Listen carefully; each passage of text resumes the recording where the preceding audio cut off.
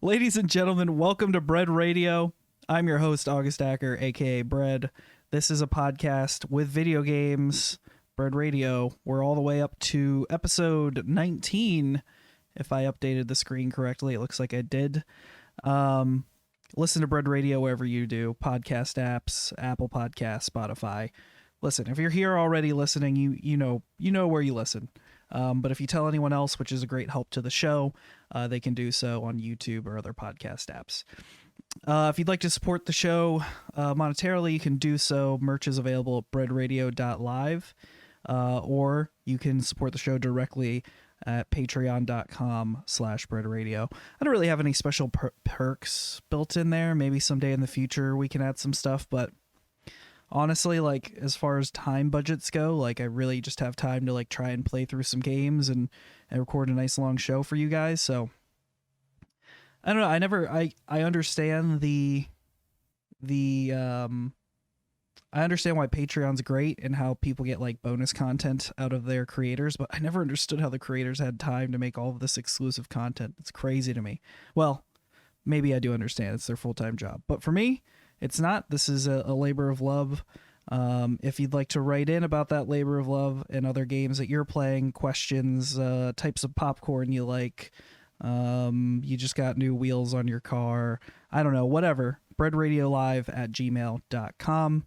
As always, joining me on the show today, it's Greg Toplitsky, a.k.a. Wayne Gregsky, a.k.a. Larry. How's it going, man? Going well, man.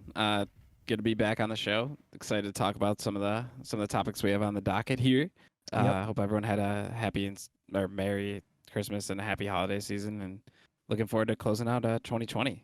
Yeah, let me parrot that. I think Kwanzaa's going on now. Admittedly, that's probably like the typical December holiday that I know nothing about. Yeah, I think it started the day after Christmas, maybe Right. 2 days after Christmas, something like that.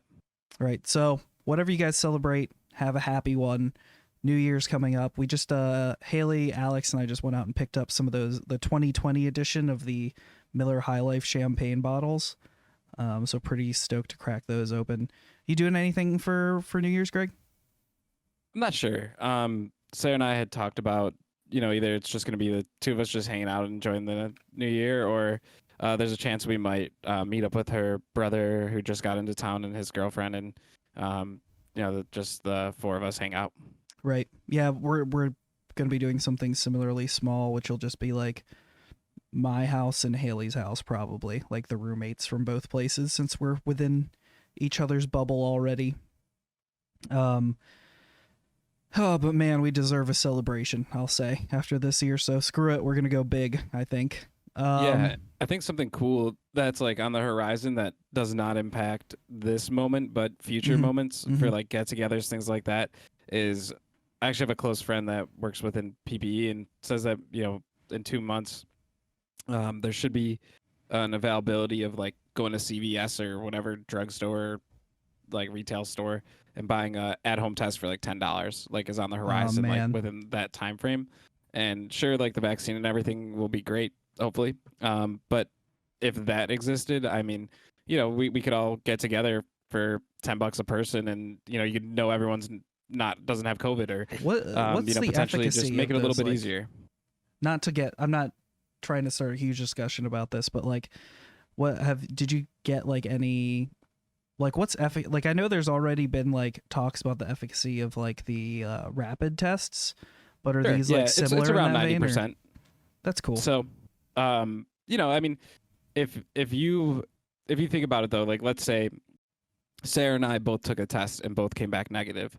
Right. It would be like they would have to have a 10% fail rate on both, so it's less than 1% or 1% or less that both tests were false negatives or whatever. So, right. I mean, it definitely like scales better. So like if you, Travis, and Alex all got tested, right, and you guys and Haley were all negative, right? If we had 4 negatives in a row, 1 out of 10 to the 4th of that. So right, that's, or not to the 4th, but whatever. Math, not our Bread Radio is not about the math.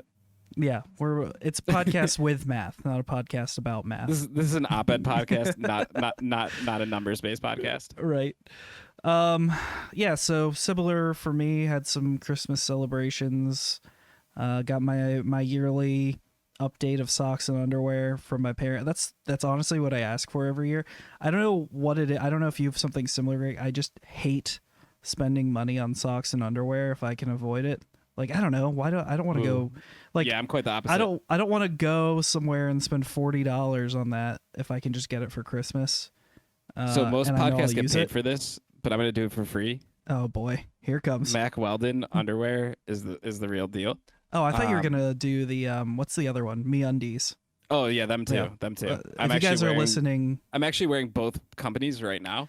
The MeUndies pajama pants are the most comfortable pajama pants I've ever owned, and the Mack Weldon, like they're the expensive ones, but like there's like Mack Weldon like Air Knit or something like that. They're the most comfortable underwear I've ever owned. That's it's one of those funny. things where like you have like it's like Monday and you're like I gotta work and like this day's gonna suck, and then you take your shower and you grab that pair of Mack Weldon underwear and you just know the day's gonna be a little bit better than you previously. That's kind of like the opposite items. I thought I thought you'd have MeUndies underwear and Mack Weldon sweatpants. You know funnily enough, I have both iterations, and the MeUndies underwear like they're just all right. But their lounge pants are, because I get warm really easily, and the Mack Weldon sweatpants are really heavy, whereas like the MeUndies ones are like they breathe, the like light kind of like breathable pajama pants sort of thing, super comfy. That's what I struggle with too, honestly. Not to turn this all into a hashtag ad, but like I don't know we're not anything getting like paid that. for by the way. Yeah, hashtag ad that we're not getting paid for. I could not stress enough how little we get paid. But like I run hot too. I have like the same problem where like I'm wearing shorts right now because I knew like if I was sitting here in sweatpants I would be sweating, and I don't like, that's uncomfortable. Like it's like I'm picking at from a lesser of two evils. Or like my calves just gonna be like cooler than I'd like, or do I want to be like clammy and sweaty? Yeah, so I don't really I have like these sweatpants shorts that are kind of nice for that. Yeah, I don't know. Maybe if you feel like a little self-care spending, Right. I would check it out. It would be worth your while. I'll ask for it next Christmas.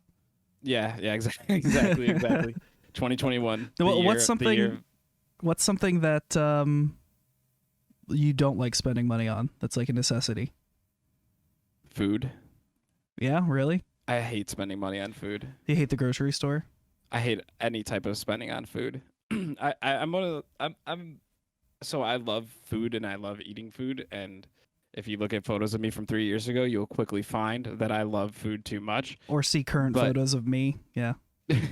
But it's one of those things where like it is such a temporary like used item, and like there's a lot of waste there, and if I could take like a pill that supplemented my nourishment like every day, like if I took this pill like 3 times a day and it did everything that food did for me, I would be so much happier. Are you listening, Mack Weldon?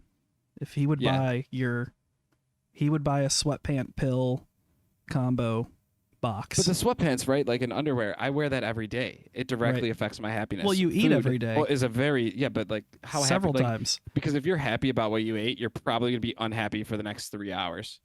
That's fair. But if you wear so like true, comfy man. underwear, you're gonna be just happy the whole day. Right. Most of the day, unless you're Ben. Right. Or if you spend on both the food and the underwear, then you're gonna have to change them, and then you need more underwear. So like it's a vicious cycle. Yeah. All right. Fair enough. I thought you were gonna say. I actually kind of thought you might have said food, because I'm kind of in a similar vein where I love cooking and stuff, but sometimes I go out and buy all the ingredients and it's like an $80 bill, and I'm like, okay. And then I cook it. Isn't that weird? It's all that you're time. like, oh, I've been so frugal, and then you get to the cash register and it's like, yeah, that's $86.11, and you're like, I know. What did I buy? Well, then you make that meal, and it like I'm not efficient in the way that I purchase things, because then I have extra ingredients. Oh my god, dude! For like, and then what do I do? Really doing an ad spot for HelloFresh right now? Oh my god. Yeah, I guess we are. We're ready for HelloFresh these. If we ever get big, we are so good for these. I feel like God. they're expensive too. I've looked into all those meal. Like I feel actually like have gotten HelloFresh during quarantine. And they actually are super expensive. I feel and like you're just spending scallions. the same amount of money for less food, but like no waste, I guess. Like you're paying for the shipping and packaging, right? Well, so it is more expensive. Like, so I think I want to say that it came out to be like maybe like 15, 12, 10, somewhere in there Right. per plate, which isn't horrible if you compare it to takeout food. But at the same point, you still have to cook, you still have to clean, Right. and also it's not healthy for you. So if I'm gonna like be buying fresh ingredients to make food, I tend to believe that I can cook healthier than what I would get out from a restaurant. And that's kind of like some of the value there is I'm not eating like gross, I guess. I like gonna feel gross afterwards. Right. It's not Like a lot fried. of their food is very dense and rich, and although great, that's still I don't know. It kind of defeats the purpose of like cooking, I I suppose. Like I imagine there is something like that around here, and probably around Buffalo too, since we both live in like metropolitan-ish areas. But I would rather do like a box meal set like from somewhere local that I could just go pick up, you know? Like here's a set of 3 meals and it's probably cheaper and it's like local. Cuz yeah. I feel like you're spending so much money Well, on the nice like thing about shipping. HelloFresh that after the The fact, nice hashtag ad thing about but is HelloFresh. since they give you like recipe cards, if you like what you made, you have your grocery list for that item in the future. That's fair. So With the there was amounts. like since Sarah's a vegetarian, there was like this like corn chowder thing that we got, and it was really good. Mhm. And we just took that and then like just scaled it up so we could have it for lunches for the week. And so like that was kind of nice because it showed us how to like make different recipes without just having to like trust like the online recipe wheel, like of just how good is it or whatever. And then Right. you can kind of like make your own modifications. I mean, it's no different than just doing that online, I guess, and finding a recipe. But since you've already made it and had the ingredients delivered, it takes away a lot of like the stress testing of it, of like, is it really worth it to make this? Like, what are we gonna make? Like, it does kind of like I think that's one of my toughest things with cooking, and is like starting. Like, what meal do I want to make? Like, Right. because like I would say like with throwing out random numbers, we're not a math-based podcast. You can check Yep. out Bread Radius for that. But You were or bread waiting. You were or the sitting on bread. that Oh one. my god, dude, the bread ratio. It's like the golden Oh, ratio. yes. Oh, I okay. like that. Okay. If All we right. we'll have a spin-off cast for Yeah, math. yeah, that'll be our Right, right. numbers-based podcast, the bread ratio. Right. But the thing that always happens is you have like 80% of the ingredients, and you're like, oh, I don't have turmeric. I guess I'm not making this, or whatever that ingredient Right. might be. You're like, and so the nice thing with HelloFresh is like you have all those odds and ends, but you don't have too much of them where you're like not scaling to buy like that $8 bottle of spices. Like you just Right. have like that. So like there is some good with it, but I don't know. I mean, those companies were so well suited for quarantine times, like all of these like DTC, maybe not anything direct to consumer. yeah, like none of these like like the subscription companies. Maybe I know there's a bunch of those out there. Like I think Mhm. MeUndies kind of has that model, but you can kind of get around that too, which is what I do. But like the all of these direct to consumer companies were so well suited for it because like I mean HelloFresh. I mean that like the pandemic's probably boosted their company a ton. I would have to like that's me just guessing at it, but I gotta imagine like if you're in at home quarantine, like it's kind of nice having like 3 meals shipped to you and you cook them, and you don't have to like go out to the grocery store, and you get like some different flavors in your life because. Like last night, Sarah and I were trying to order food because we just got back from our parents in Syracuse, which is like a 3 hour drive from Buffalo, and or at least where our parents live. And like it was we were just like, oh, what restaurant do we get from? And like that ordeal, like figuring Yeah. out what restaurant to order food from is I hate it. possibly the most I hate stressful. it. Maybe that and that's all why food is my least like favorite spend is then you like order. So we ordered Uber Eats, and it took 90 minutes for it to get to our home. It's cold. And by the time like I got a sub, and it had like tomatoes on it and lettuce, and it was a hot sub, and it was just like I contacted Gross. the Uber support, and I felt bad, but I was like, look, this was gross. Like this was not This this was is not not food. not a great experience. And I Right. still ate it, and I felt gluttonous and just horrible because here I Right. am eating this steak sub that just like oh, it was like a weird casserole of nasty just Delight. There's some places that just aren't ready Delight. for their Really takeout. Okay. Delight, yeah. Nasty Delight. All right, before we advertise yet another subscription service of some sort, let's move on, I guess. I bought a few Steam sales live now. So some of the guys that I game with that you also know, Greg, I won't drop all their names, but we've been talking about trying to do something on like Tabletop Simulator, like play some board games digitally, and it works pretty well. Down. Like I've had it. I don't know if you have it or not, but it was like $10. So I got it for them since we're already playing weekly games and hoping to try something soon. I don't know. I like board games. It's just so hard to find like a group of people. Well, especially in a pandemic now, but like it's hard to get everyone together to play like a board game. Some people are really good at it. I'm not good at organizing that. So hopefully we'll get to do that soon. Yeah, the whole pandemic thing really makes board games tougher. Tabletop is cool. I don't have it, but I have like watched other content creators play it, and it seems okay. I don't know. It is what it is. It's exactly what it says it is.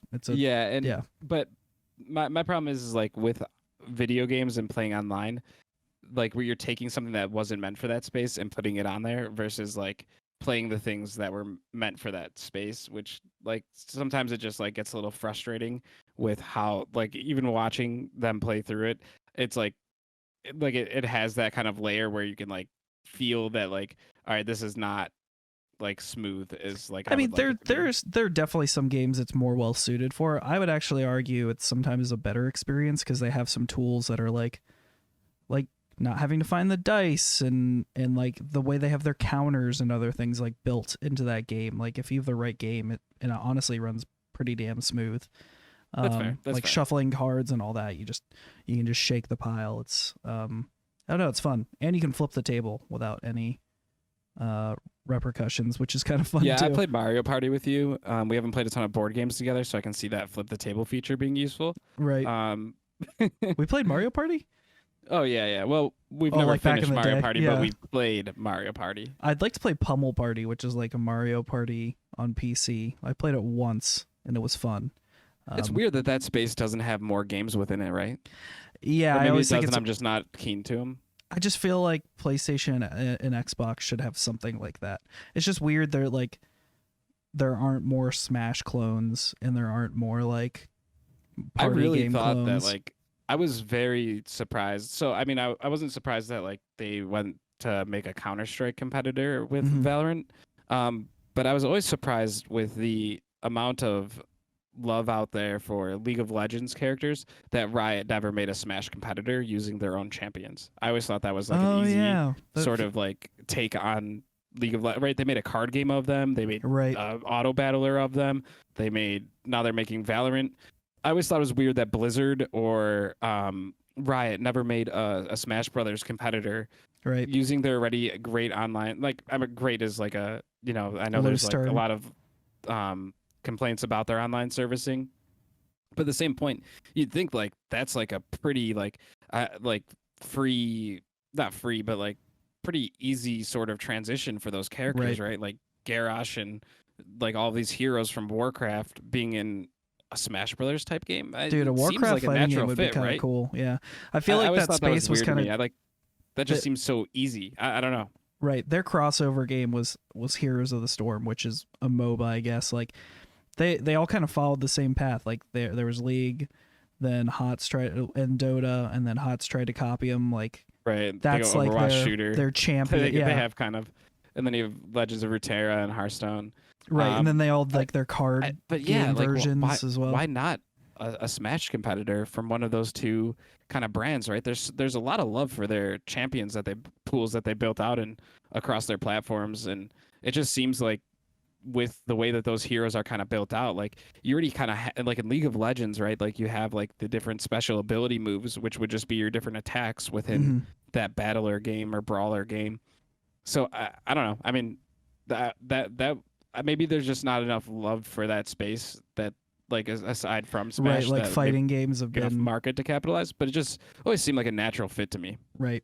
fighting games haven't been in the best shape in the recent years, and it's only been made worse by the pandemic. But yeah, I feel like if anyone was going to enter the space and make it successful, it's like one of those heavy hitters, right?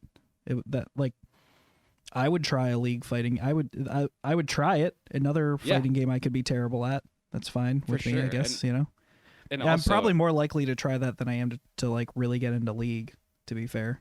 and also, I mean, those games are pretty limited in terms of how many buttons you need inputs for on them. So like, it also even seems like a portable to mobile sort of game type. I don't know. Yeah. Yeah, definitely. Um, man, have some. You and I were talking before the show. We've got some days off coming, and I'm like we're both off today. Really nice. I can't wait to just like chill and play games all break. Like I really needed that. So looking forward to that. But instead of the future, let's talk about the past. Let's talk about the past week and games we've played. I know you were mentioning earlier that you haven't done a ton of gaming. What have you played, Greg? Yeah. So we went to Sarah's on Christmas. We drove out to her family's and got back yesterday. So Mm-hmm. for the most part, haven't really had a lot of time, but we played a ton of Warzone. Well, not you and I, but myself and some of my friends from Canada. The one that I was mentioning that is working within PPE, he isn't living at home currently because of the pandemic, and his brothers and sisters his brother and sister still going to school, and just trying to limit his exposure because he's more at risk than others. And so he actually was able to go home because he has COVID testing like right on hand. And with that, we got to play Warzone together for the first time in a while, where we were playing it all the time in the pandemic, like earlier parts of the pandemic. So that was a ton of fun, just getting to play with him again. And also, Yeah. I just love that game. So there's that. Aside from that, I don't really have much more to say about Warzone. The new season is what it is. If you Have you guys played that want to hear more smaller about that, let August arena? know in the email, and I can go on a rant about it. But Oh, okay. or talk about it more. But I think there's, it is what it's one of those games where like its face value is its face value, and I don't want to go into too much more depth than we already have about it, I suppose. Played a lot of Hearthstone Battlegrounds because that's just one of my favorite like time waster, like multitask, like watch a TV show or like catch up on some news through YouTube and play that alongside of it. But we actually played a couple board games with her family. So Sarah got me one. It's an escape room in a box, and it's a ton of fun. I love playing board games. We've been playing so many of them. We just Mhm. got like another 6 board games from our family for Christmas, or 4 board games from our family for Christmas that we now have That's to play awesome. through. So we have more than we know what to do with. Like there's one game called Burgle Bros, which is awesome that we played more of, and the escape room was really cool. It in a if you've ever have you ever done an escape room? I have not. No. Oh, after the I know the pandemic, you concept, definitely but I've have never. to. I've always They're kind of fun. wanted to do one. But I Yeah, feel like it's they're like. I feel like I'll eventually do one as some sort of team builder at a company I work at. yeah, it's one of those things that you, as well as how I feel about them, you'll be uniquely frustrated by it, because there's always like, the person who gets too deep involved in a puzzle, and like the person who's like just sits back and doesn't really know what to do, and then there's like a couple people actually like going through and like doing things the right way. And a lot of the puzzles within an escape room, because there's a timer on how long you have to escape the room, the pressures of it make you think differently. And a lot of the puzzles end up being very face value, but they're easy to take an inch a mile.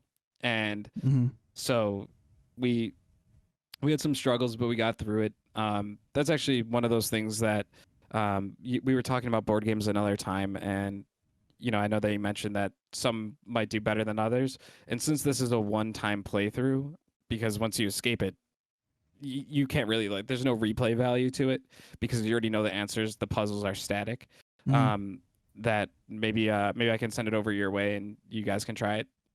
Yeah, I'd love to. Yeah, I Yeah, definitely you would. have to. I think I actually have your address. I'll ship it out to you guys.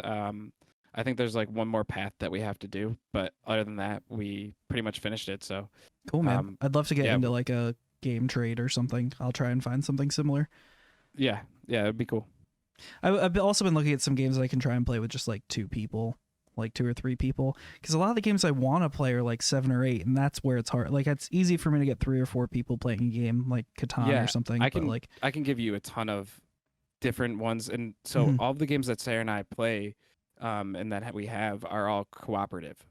We don't play a lot of competitive ones because it's just the two of us. Like, how Right. much do you really want to compete just between the two of you? I like And a lot cooperative of them are games. like competitive, like Burgle Bros is like a procedurally generated like heist game, board game, Mm-hmm. and you have like different events that occur or that happen, and different things like missions that you have to go on, and it's really fun. So there's a lot of games like that out there that I would highly recommend. That with 2 people, it's almost better than like the 4 people that you can play up with, because you don't have to deal with like people trying like it's easier to like kind of combine like what you're supposed to do and what resources you need to work for and different things that you need to achieve, because the more people you have, the more cooks in the kitchen, and you don't like have kind of like that one track mind of like, hey, this is what we need to do to move forward here.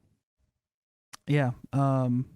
We played a game this past weekend called Mysterium, which is a cooperative game, and it's kind of like Clue meets this other game that I haven't played, but I was reading about it called Dixit, Dixit, and like you're psychics, like you're all psychics trying to like solve a murder, and there's one person who plays like the ghost who's the one who's murdered. And I don't know, it was just fun not feeling any animosity towards anyone I was sitting with at the table. So I think I'm definitely gonna Yeah. look into some more of those Yeah, for myself. sure. There's a lot in that, and like within like physical game space that I've gotten to explore throughout the pandemic, which has been really nice, because it's just something that like in normal times just wouldn't ever happen, because you gain a bunch of time back from not commuting and all of those other things with work, and Mm, usually it's easier, like you're more stressed out when you're going to the office. At least usually am, and I feel like I've gotten so much time back to like actually just be like, yeah, let's sit down and play a board game for a couple hours here. I don't know. yeah, that's like the one thing that's been good is like the world slowed down kind of a little bit. Well, it's sped up and slowed down at the same time, so it's like you can make some of that space if you have enough people to play. So that's cool. Yeah, for sure. Okay, so I guess I'll go through what I've played this week. Because you started bringing up Hearthstone, I recently updated Hearthstone on my phone again. I'm just playing the solo stuff. Like I don't think I have an appetite for any of the competitive game modes anymore. Um, and it's like something I just play while I'm like watching TV. I know, like you know how I am. I just can't focus on any one thing. Um, but I like the solo adventures.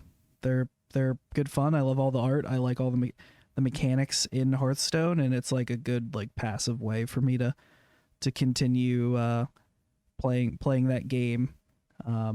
So I don't know. I usually play it in fits and spurts, like a month or two at a time. Also been playing. I bought on the Steam sale for like $9. Hold Fast: Nations at War. It's like this. It's a large scale multiplayer shooter set during the Napoleonic era of war, and let's say Valorant and CS are on like the high end of competitive games. Let's say Call of Duty is like a tier or two below that because you can play it like either competitively or kind of casually like we do. This is probably all the way casual. It's like, have you played or seen this game at all, Greg? I'm looking at like some stills from it now in the Steam store, but I've Yeah. never played it now. It's goofy. I mean, the stills won't really tell you much about it, but like I think it's like 75 versus 75 in the lobbies, like if you have a full lobby. And I Okay. played with our buddy Nick, and it's just like it'll be Prussia versus Russia, and you drop in as like different classes do different things on the battlefield. It's like they're captains that you're supposed to follow. Like I think they can put down a flag that you can spawn on. They're straight up like drummer boys that buff people around them when they play music. Then you have riflemen, you have medics, but it's just dumb fun in my opinion. Like someone was just like, we were the Russians, and like everyone, it's like a weird exception where everyone, like most people are still using their mics, or a lot of people are using their mics like rather than in a Discord. Like Nick and I were in a Discord, but you also use your mic in game. It's got what do you call that? It's people can hear you if they're close to you. Well, proximity mic. There we go. Yeah. Proximity chat. So like one of the captains, you know how people like when we play CS play music sometimes through their mic. It's really annoying in CS, but in this it's actually kind of hilarious. Like he was playing Russian techno music while Russians. Everyone came in and like pretended to have like a dance party while we waited for more people to come, and then we all charged together and followed the guy playing music into battle. It's just like, I don't care about my kill death. The muskets, of course, are like super inaccurate. You get one shot and then it's like a 15-second reload time. So like you can do like bayonet charges, and I don't know. Someone played the cha-cha slide through their mic at one point. People kind of like buy in and like role play their positions and like their nationalities. So it's just like, I don't know. I had a smile on my face for a lot of the time I was playing. It was fun. So I think we're going to try and get some of the guys to jump in, and it's kind of similar in the vein to like Black Wake, where it is competitive. There's a winner and a loser. Black Wake's like that pirate game that's pretty goofy. But the mechanics are like just janky enough that it almost improves the experience. Like you're not ever going to shoot 100% accurately because it's a musket, but when you do get a kill, it actually feels kind of like it's rewarding because you actually kind of have to work for the kill, even if you're like joking around, messing around. So yeah, it's a good time, and I think we'll spend some more time on that this week. Yeah, it looks super goofy. I'd be interested to check that out. Yeah, I think it's like $8.99 right now. So if you've got an extra 10 burning a hole in your pocket that you don't want to spend on food, Holdfast might be something fun you can jump into and play with us. Persona 5 Royale is the other game I've been playing this week. I like Persona. I don't think it's my favorite game ever. I think it came out 2018 at this point. And I don't know how much you know about this game either, but Japanese game, Atlas. It's like, I've tried to explain it to a couple people that have watched, like Alex and Haley have watched me play it on the TV. It's like half life simulator and half turn-based like RPG fighter. Like it's hard to explain. It's like it's a straight up role-playing game, but kind of on rails. It is hard to describe because I've never played anything like Persona before. It's really its own niche, and I think that's why people like it. But I don't know, I just found myself in a spot where I didn't really want to play Valorant. I didn't really want to play Fall Guys as much. I wanted to play something where I could like legitimately lay back on the couch and not really have to like lean forward and go into like hardcore focus mode. You know how it is when you're like, oh, I'll just relax and play some Call of Duty, and then you're too competitive for your own good. And next thing you know, you're playing super sweaty. Maybe it's just me, but that's what always happens to me. No, that's exactly why, like last pod, I think it was, I was talking about zombies because I don't feel that like kind of sweaty nature with it. I even feel that with zombies sometimes. Like I'm just like, oh, I can't die yet. But in this, I'm just like, I don't give a fuck. Like Pokemon's similar for me. I guess turn-based games are like that for me. Civ. But no, right, because there are intense moments, but they don't require more from you. Right, you can think through them. It's not reflex based, I guess. Not to diminish your opinion. Like, feel how you feel about zombies. I don't know what's wrong with me. No, but I hear you. Yeah, it's Persona 5 Royal is like an updated version of the game with some like quality of life improvements. I played the original release when it came out. And I picked up Royal because it was like half off. Because I jumped off of Persona 5 because the way the system works, like it's life sim most of the game, where you go to school, you answer questions from the teacher, you choose what to do after school, like whether it's hang out with someone and build your relationship or go snag a part-time job, and everything you do kind of informs like all your different skill points and those and relationships, and those skill points and relationships benefit you in the like second part of the the gameplay loop, which is like the actual battling. So the first time I played it, I went through and I got to like the second like battle arena, which are basically called palaces. Like they're these big mazes that you go through.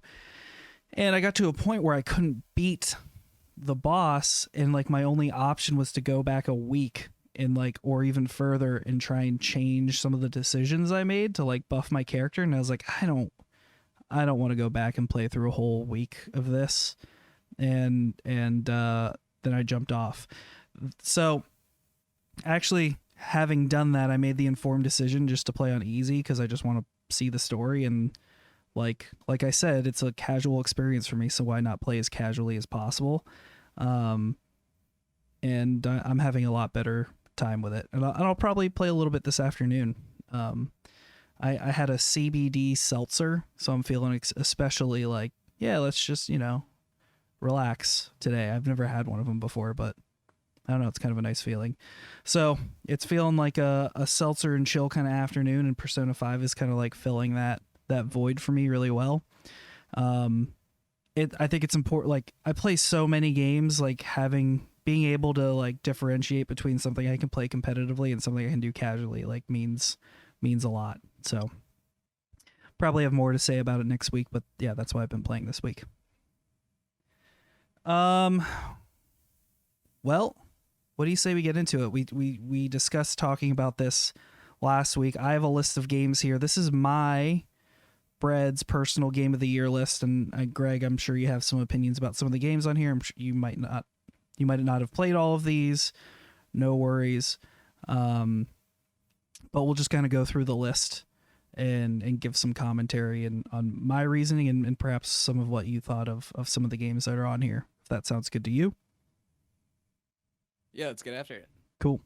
So we're gonna count downwards from 10 to 1. But before we go there, I've got some honorable mentions on here, which are games that, like, I admittedly don't like every genre, every type, every game that you might like.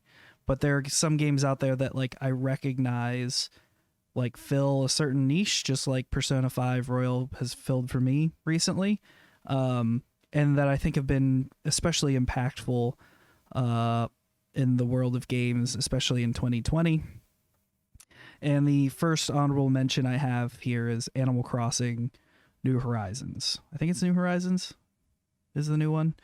Yeah, I think so. But I played it a little bit myself. I can't say it's a game for me, but like, it's really hard to talk about games in 2020 and not mention Animal Crossing, because I feel like Animal Crossing has like some weird staying power, like a Pokemon does, or Mario. Like it enters, like, recently Cyberpunk because of all the negative headlines, but there are a few games that like make it into the like regular news cycle, and Animal Crossing is one of those games.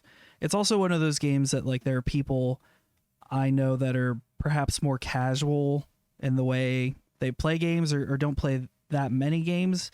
And even at work, there were just so many people who were just going out and buying Nintendo Switches just to play Animal Crossing. That's just so crazy to me too. And not to like say there's anything wrong with Animal Crossing. Jump in. But I played it, I bought it, I regret it. I kudos to them for making it as big as it was, but man, if this game to me this is Clash of Clans for like, I don't know, somehow they repackaged what, like, and this is how the initial one was too, but this one to me just hit a little bit different with it, but it feels like a mobile game. Yeah, I mean, I'd never played the first couple Animal Crossing, so I also bought it, and I don't necessarily know that I need to play it again. But it is kind of like one of those where it's like, I have a list of to-dos, and it's like a decorative game. Like, I want to decorate my space the way I want to, and I'm going to work towards that. And it became this, like, sharing my island and sharing my house and come over and see all the stuff that I built. it's almost like a And you log different in kind every of day, like and you're capped on what you can do in the game, unless you have to log in right. every day for like that one. Like, and maybe like a month from now, you'll find enough bells to pay back Tom Nook, and like I know it's I like a remember game playing about it. debt. It cracks me up. Yeah, and you're constantly just grinding and grinding with no end in sight, and it just reeked to me of like one of those mobile games where you have to wait like 6 hours to get a new daily quest to then get the resources to then do this, and then you and just did not have the space for that in my day. But I mean, it is perfectly suited again for like Yeah, what you can this see why pandemic year people was. enjoy it, And right? I Like, can, yeah, 100%. Like right, there's this is for me personally. I also understand why people like it. I also understand why it wasn't for me. But right. man, It like what does a this timing for thing. them. It does this like way of like gating progression, like drip feeding progression to you. That like I can see people are like, oh wow, look in the past week how far, like the past 2 weeks how far my island has come. That doesn't do it for me because like for me it was like too much. There was too much text. Like I'm having I've had a similar problem with Persona. Before someone jumps in, and is like, hey, wait a second, you're playing a super text heavy game, but like it felt like all I was doing is walking from point to point to just trigger more text boxes, and I couldn't make that text move fast enough so I could actually like go back to doing stuff on the island. But And there again, isn't more to the game if you don't enjoy that decking out your island in a right, certain way. right, And it's very defeating, especially when you go online and you like on Reddit or wherever else and you see what other people have done. And it's like, okay, so there are people that have been either like switching dates on their Switch console or are just more dedicated than me and they've already done all Mhm. this cool stuff. And I was just like, I've seen it. Now that I've seen that they've done that, I don't have the will to try to recreate for myself. Like that just didn't Yeah. really have any No, value for I me. actually kind of get that too. Sometimes I see someone and they make like I see that in Minecraft sometime they make something so massive and amazing. I'm like, man, I know it's like sort of defeatist to be like, I'll never make something like that, but it's also just like I play so many games. I do not have the time to like dump into this to get out of it what they're getting out of it. I think that's also part of it. Like when you look at Animal Crossing, it's like when someone has Animal Crossing, a lot of the time that's like the game they're playing, right? And it's like I said, for some of the like folks that don't normally play games, it's the only game they're playing. So like for you and I, like some days I want to play COD, like Warzone. Some days I want to play Valorant. Some days I want to play Persona. I don't really have time to log into something every single day. It's part of why I hopped off Destiny. It's part of why all these new games as a service. I'm just like, I don't think I can do this because I don't know. Like this has been a theme on the cast, but I like games that respect my time, and I feel like Animal Crossing just like doesn't do that.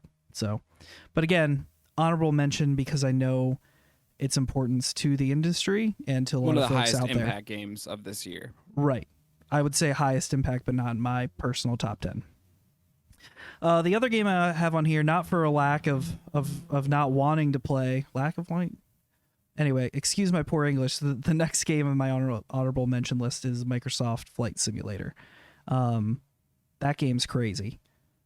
That game, like, that's mostly what I have to say about it. That game is nuts. And I know some people that have like VR and they're going to start playing that in VR because I think that just came out on Microsoft. I know some people have the HOTAS controls. I would love someday to have this like crazy gaming room with like a sweet steering wheel and like HOTAS and all that, but I feel like also some of that would be lost on me. I don't know. I was listening to another podcast about games, I know. And they were playing Microsoft Flight Sim and he was like, "Yeah, it's really cool." And I was going to do the flight from New York to LA and then I realized, "Oh shit, like I'm doing the flight from New York to LA and that's like 5 hours and there's like a lot of that flight there's not a lot in between there sometimes." So I don't know, I just I don't think I have time for that, but I think what they did and like just watching people play that game sometimes is pretty impressive from a technical standpoint. And watching them go back in and like update different parts of the world and being able to fly, like do a flyover is pretty crazy. Like there's a lot of real estate in that game. But again, I think it's one of those things where I'm just hopeful someone I know has it and has like VR, and I can like jump in and try it. But I don't think it's something I have the money nor the time to invest in. Have you any thoughts on Flight Sim, Greg? Similar to Animal Crossing, it's not a game that particularly piques my interest, but is also just a heavily impactful game in terms of the amount of computers that it exploded, and also the just like the idea of Microsoft Flight Simulator kind of goes beyond its actual purpose as a game. I think that there's also like something really cool to the fact that it like uses real API from like different mapping services and satellites that like one day like maybe that folds into actual games. Like for instance, like, and they already kind of do this, but like imagine like sports games with like using like satellite imaging to like actually like give you like a real feel of like what that stadium looks like on that day if you play like a sports game at 1 p.m. when like the Bills kick off or the Steelers kick off or something. I That'd be think there's cool. probably like some like future like world where like these simulation based games like really hone in on those, and I think Microsoft's Flight Simulators like I think they already have some cr- mods out like that too, which are yeah. like true flight plans and like But I mean like yeah, even that's within like crazy. a Madden or something like that, right? Like using like actual like API within the game. Like as like your character's driving to like the stadium or whatever.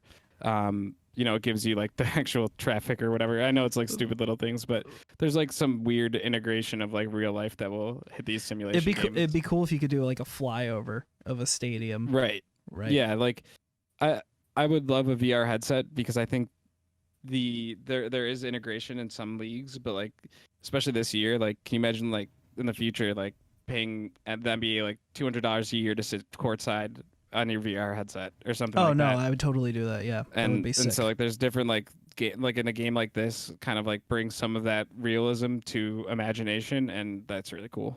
Yeah, that would be cool. All right, let's get to our actual numbered list. Coming in at number 10, made by Sucker Punch. It's a game that I've probably been overly harsh. I actually just re-downloaded on my PS5 because I want to give it another shot. But number 10, I have Ghost of Tsushima. Ghost of Tsushima. I don't know which way is the correct pronunciation, but I think I was initially harsh on it because I'd just beaten Assassin's Creed Odyssey, and like we had said last week, like there's some fatigue involved in playing Ubisoft world after Ubisoft world, like style open world, I guess. And I feel like I know I say I feel like a lot. I'm kind of self-aware of that, but I feel like Ghost of Tsushima didn't do like for all the plaudits it was getting. I really didn't think it was doing enough differently from like an Odyssey or even a Valhalla or an Immortals Phoenix Rising, which we'll get to from a world and like objective standpoint for me to care like more. And I also like, I think Japan's a cool setting. I think the game was beautiful, but like I just didn't feel like there was enough in that world for me to really get into. And that combined with some pretty boneheaded AI and again stealth mechanics that I wasn't really in love with for a game that's called Ghost of Tsushima. I did not think the stealth held up, just like in Assassin's Creed Valhalla the stealth didn't hold up. But the reason I put it on my list is because after talking to folks about Valhalla and giving it another chance and playing it like more like an action game, I think I'm going to be able to do the same thing in Ghost of Tsushima. And like to be fair, like the sword play, like the actual moment to moment gameplay when you're fighting against people actively was good and it's fun. There's a lot of great set pieces. Like I've already said, it's really, really beautiful. I was looking for just a little bit more, and I jumped off on the second island, and I've heard that the second and third island, like the third island, it really comes together and the story gets much better, but I felt like I knew where the game was going. So for me, I think I would be remiss if I didn't include it on my list somewhere because I think it does a lot right. I just don't think it. I was hoping for more from the team that made like Infamous. I haven't yet had a chance to play the new updates that came to that game, like the multiplayer, and some of that I've heard is pretty damn good too. So, number 10 for me this year, Ghost of Tsushima. Please keep in mind that I haven't had a chance to beat 100% all of these games, and this is personal opinion, of course. So while I understand, like, you might disagree with some of my rulings here, that doesn't mean you can't enjoy the game. So for me, 10, Ghost of Tsushima. Any thoughts, Greg? Yeah, I think this one's probably a touch low. At least, we're on the opposite side of the spectrum, as where you have played more Valhalla than I have. I've probably played Right. more Ghosts than you have. And I think that because you played Odyssey and the storyline of this game resonates a lot with the storyline of that game, at least the main storylines. I think that the fatigue probably set in there. Right. What I will say about Ghost of Tsushima is the thing that really all open world games I struggle with within them is the side quests feel wasteful. They seem to Like serve just zero filler. purpose. I don't like games where I constantly have to conquer territories, and that is all open world games. But it again is very redundant and time building into hey, we have a 40-hour game for you. It's like, yeah, well, Right. 20 of them are doing the same thing over and over again. I don't like that. That is also within Ghosts. I do like the minimal inventory part of the game for an open world game that is 100% unique. agree. You do not have to you pick up supplies that are called supplies. Awesome. Thank you. You don't need as many unique categories of supplies. I always appreciate that. I do not have to chop down trees. I do not have to harvest plants very frequently. That all makes me happy. What really made me happy about this game and why I think it is deserving of a higher place was the scenery is gorgeous. The combat is great. It feels good. It's not perfect, but it feels good. Right. The overall storyline is enough. It's not again perfect, but there are so many the thematics of the game, the mythical quests, the just lore of the world is awesome and encompassing of what I wanted my samurai journey to be like. And I think that if this game was in a vacuum and you only played this open world game to start off your open world games of 2020 and you didn't have, your DLCs from Odyssey and different things like that, I think this game would have fallen much higher, and I would put this more towards the top 5 rather than the bottom 5 of this list. Yeah, that's fair. Like I said, this is mine. A couple other I don't want to just say negative things about it. I think the way they handled navigation around the world was really elegantly done, following the wind, and following birds to different objectives. I kind of like that I wasn't always looking at a mini map to try and get myself around.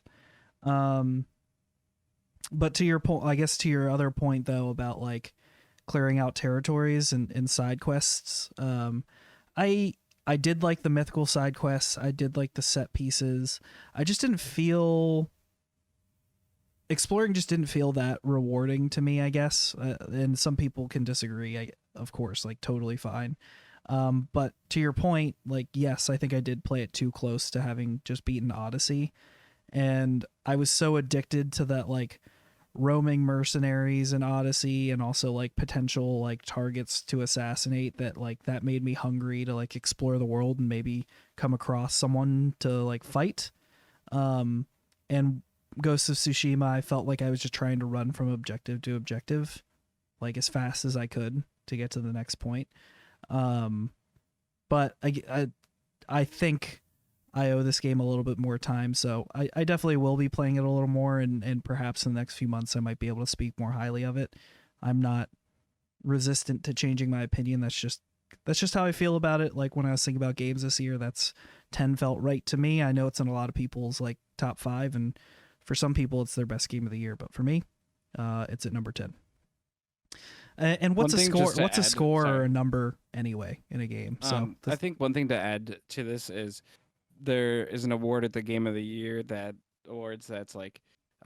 best community support. And although I can't speak for every game, but I will say it is pretty incredible that this title release then came with updates to hit 60 frames per second in 4K for PS5, and then they also released an update with a whole new multiplayer side of the game that nobody was really waiting. Everyone wanted new games. Have you tried plus. that? I have not, because I don't have other than you, I don't know who else I'd play with. Okay. I would try it at some point because I haven't either. Yeah, for sure. But I think there is something to be said for this game has completely transformed itself since the beginning of the release of it, and like just kudos to Sucker Punch for not only releasing a game in its final product, but then shifting the final product for free to be an even more exciting title. Yeah, I feel that's part of why I feel like I owe it another shot. Like I feel like playing it in 4K 60 on my new TV on the PS5 is going to be sweet. And I also feel like I need to try that new mode. It might give me some renewed enthusiasm about the game. It's also a classic tale of PlayStation and how sad it is that Microsoft doesn't own the studios that Sony does, because, or like at least on the IPs, because just like Spider-Man or other titles, oh gosh, why is its name escaping me? That just came Ratchet and Clank, just came to PC. What was it? Death Stranding. Oh gosh, with Aloy. Horizon Zero Dawn. Yeah. Like you see some of these games come to PC and how beautiful they look. In this game, I can only imagine on like a 3090 how beautiful. Oh, with ray tracing. Like this game would be one of the most gorgeous games to see upscaled to what a powerful PC can do. Right. And unfortunately, like it's not an Xbox Game Pass, it's PlayStation. And like that is like always a theme for me with PlayStation releases is, man, can you imagine if these things came to PC? Right. I think I don't know. It's seeming like I think the writing's on the wall that some of these games are going to have to cut. Like Death Stranding and Horizon made the jump. I wouldn't be surprised to see more games like eventually make the jump. It's probably just going to end up like they're protecting their console too, right? They just are probably going to make them timed exclusives. So at some point you might be able to. I would imagine, at least. Moving on to number 9, and this is probably the game I put on here that like I think some people might take umbrage with. It didn't get a lot of fanfare. And it's part of the reason I put it on my list is because I think it deserves a little more discussion, especially like when we're talking about our Assassin's Creeds and other like Ubisoft open world type games, and that's Immortals Phoenix Rising. I think it's part and parcel being victim to coming out the same time as Valhalla, and also it's a really terrible name. Like, just awful. Like, when I first saw it, I was like, what the hell is this shovelware? You know? But weirdly enough, did we talk about this last week, Greg, with Immortals, like, being sued by Monster? Yeah, you brought it up. Yeah. So, the game was originally called Gods and Monsters, which is not a great name, but still way better than Immortals Phoenix Rising. And there was, like, a potential lawsuit coming from Monster Energy Drink. And I just don't understand that at all. I don't understand, like, less than at all. Because I mean, when you have all the different monster themed games out there, like Monster Hunter, I think I was talking to someone. Was it you who looked it up, Greg, or was it someone else? Someone looked it up, and Monster Hunter is newer than Monster Energy Drink, so that's like another one they could have, you know, like I don't get it. But anyway, beyond what's in a name, it is another Ubisoft open world, and it's a little bit. I know one particular friend who'll be upset with me making this comparison, but it's basically like an Assassin's Creed type open world meets Breath of the Wild. Like they have there's a glide mechanic and stamina climbing mechanic all linked together, just like in Breath of the Wild. It's a little less complex in the way that the world is built, but the puzzles themselves are pretty challenging. In fact, I think a lot of the puzzles are just straight up better than they are in Breath of the Wild. I've heard of a lot of people disliking the way the game's presented. It's a little more cartoony, which I actually think works in its favor. But it's also narrated consistently by Zeus and Prometheus, and their banter is probably a little bit more childish, like a childish style, akin to Borderlands. And I've heard like some of the other talking heads I've listened to have really disliked that, but sometimes I feel that's like a boomerish mentality. Feel pardon my French, but it's just like, I don't know, like I don't think everything needs to be this hard, gritty like experience, and not everything needs to be this like hugely and smartly written gigantic script. I think sometimes we can just treat fun things as fun things, and Immortals Phoenix Rising is fun for me. So coming in at number 9 this year, Immortals Phoenix Rising. Don't sleep on it. I think it's on sale on Amazon right now. Like we're talking steep discounts, so I think if you like an Ubisoft open world, like I said, it's like gaming junk food, I said last week. It's a game that I think you should give a shot. And Greg, I don't know if you'd seen anything about this game at all.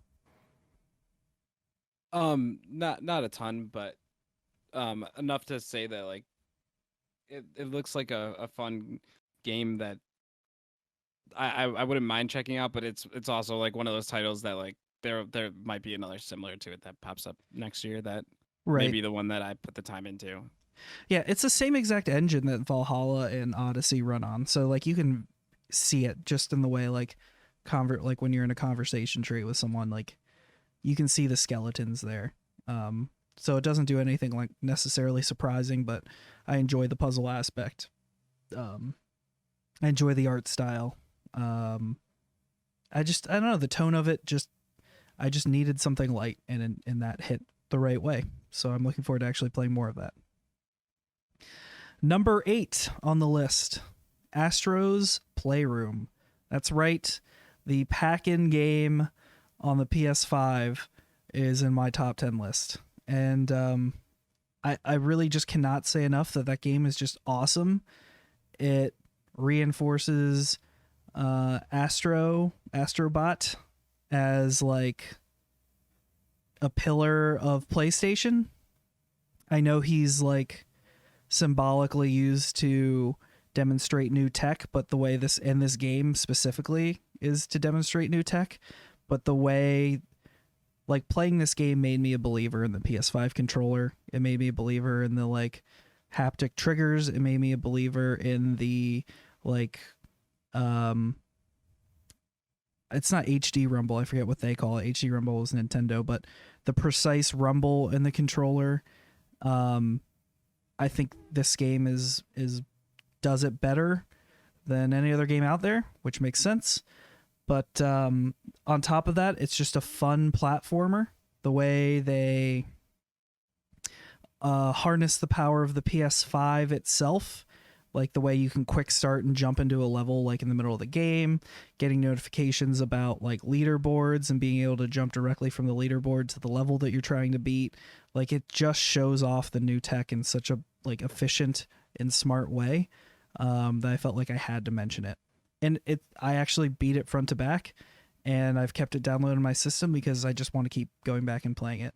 I just want them to make an even more full-fledged like Astro's platformer that's even a little greater in length. I'd love to see like a full like Mario 64 type 3D world Astro game at some point in the future.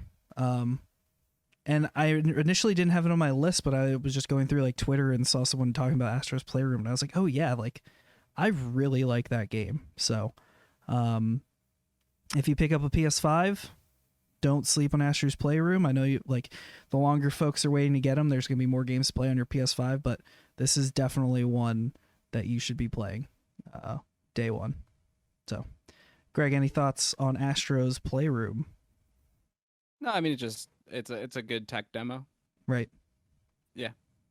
And I don't know. I haven't played it, so I feel like it's a game where you have to play, not watch. And yeah, you have to feel the controller and yeah. So I don't. And go ahead. Sorry. I don't know that putting this, where it is with Ghost of Tsushima on this list. I cannot stress enough how I know it's painful to you, but I cannot stress enough how disappointed I was when I first started playing Ghost of Tsushima. And like I said, like I'm okay with it. If it's in someone else's top 5, I'm not going to be like upset about it. This is just where it landed for me, you know?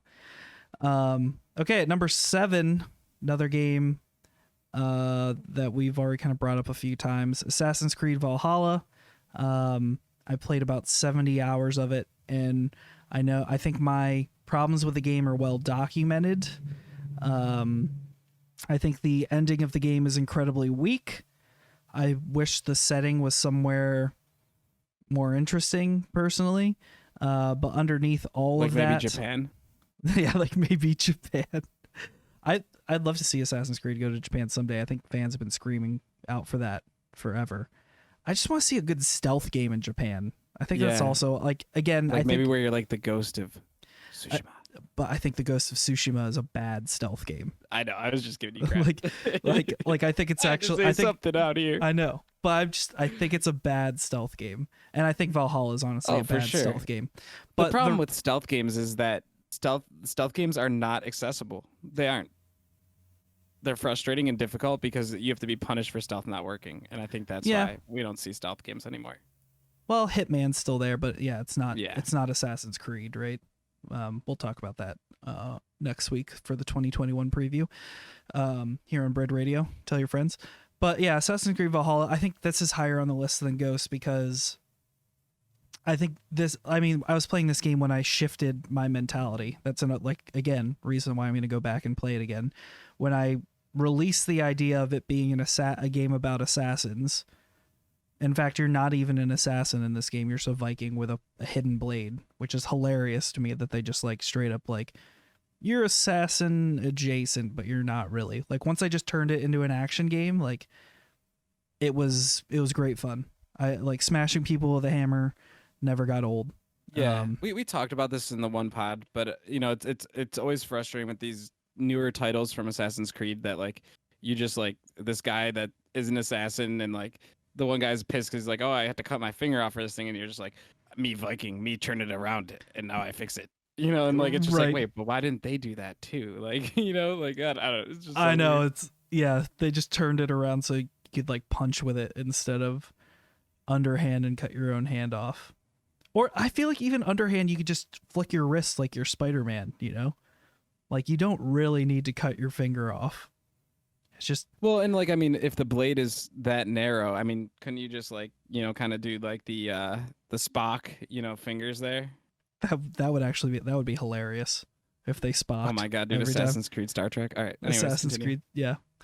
I don't know. I've spoken about I have a whole episode where I talk about Valhalla, so I don't think I need to go too deep into this. I think it's a good game. I think part of why I put it is because it looks so good on the PlayStation in 4K. Again, wish the setting was nicer, but when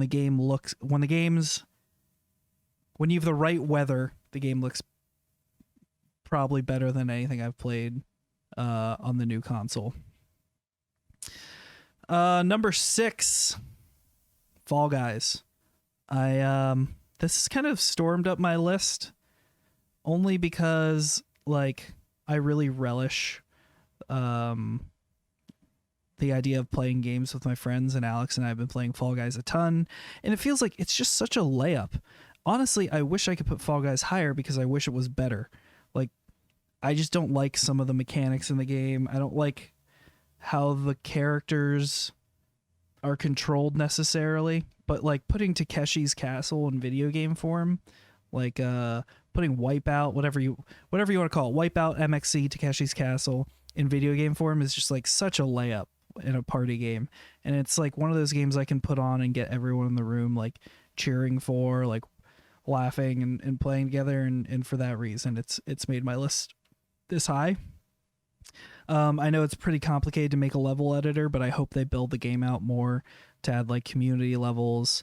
I hope that it's This a is game basically the Mario Party thing that we were talking about earlier. Right. It's a game that's completely predicated though on having a player base. So who knows how long the tail is on Fall Guys, but yeah, it's exactly what we were talking about. Having some sort of game you can play with people that don't always play games and have it be accessible. And I think Fall Guys does that so well that it's creeped just outside of the top 5 on my list this year. Have you interfaced with Fall Guys this year at all, Greg?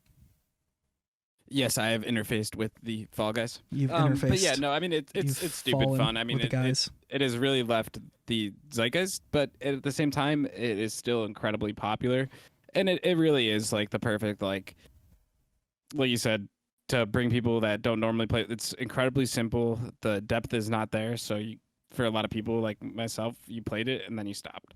Yeah. But at the same time, I can understand why people continued, and maybe if I had roommates that wanted to play it, I would still be playing it, but that just isn't the case.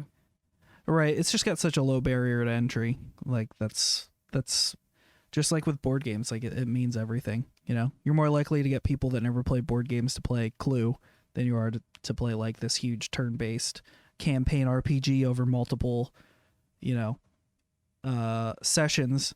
Similarly, how you're more likely to get your buddies to play Fall Guys with you than you are to, say, play Divinity Original Sin 2, like a straight up CRPG. So, yeah.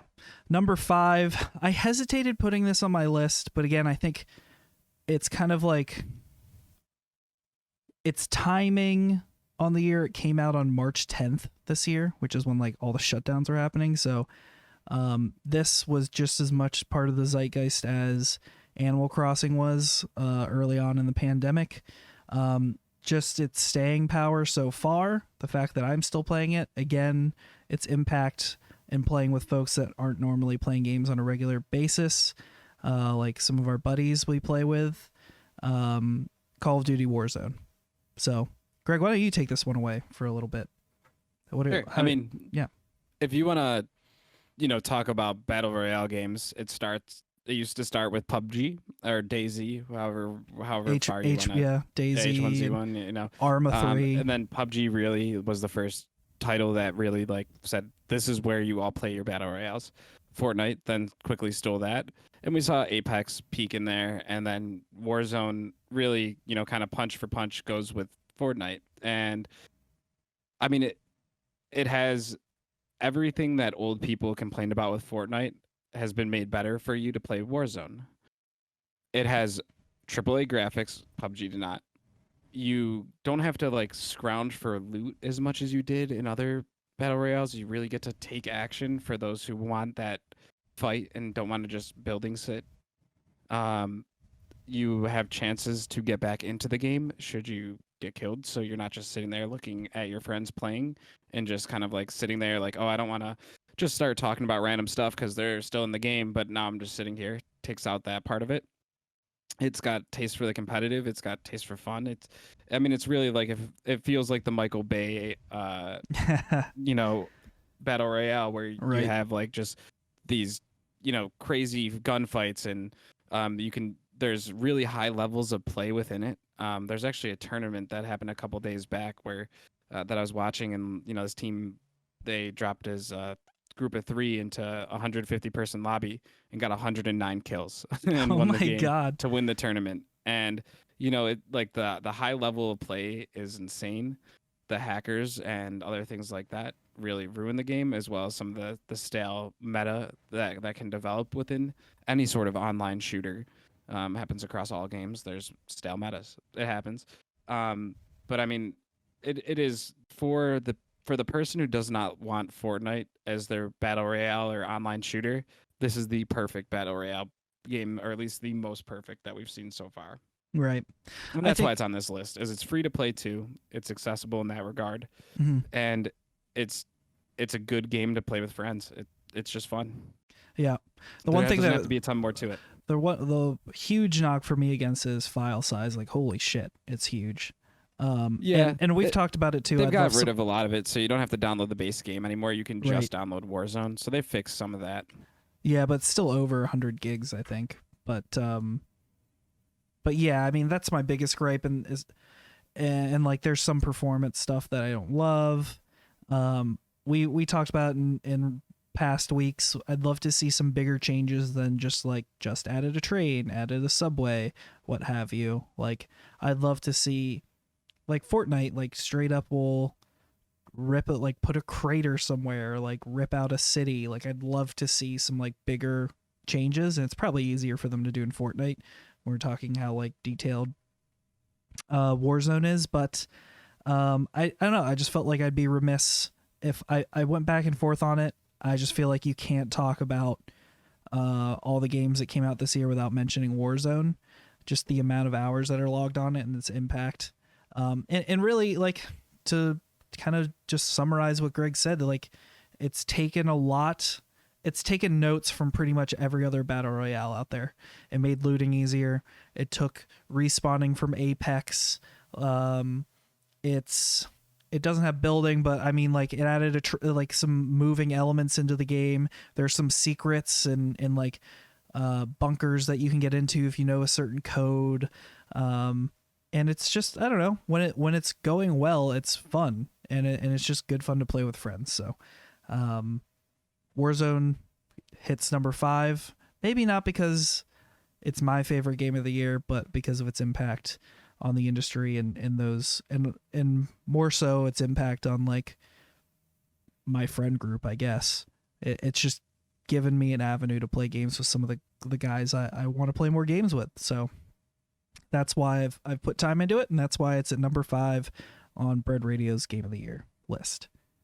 And I mean, just as in general too, to add to that, I mean, you have Call of Duty, one of the most impactful shooting genres, making a battle royale and really just taking that title and that genre to that level, where really only Epic, and I mean, Epic built an entire company off of battle royale, but Right. I mean, you can just And the PUBG, game, the yes. impact that a game like this has, is hard not to mention. Yeah.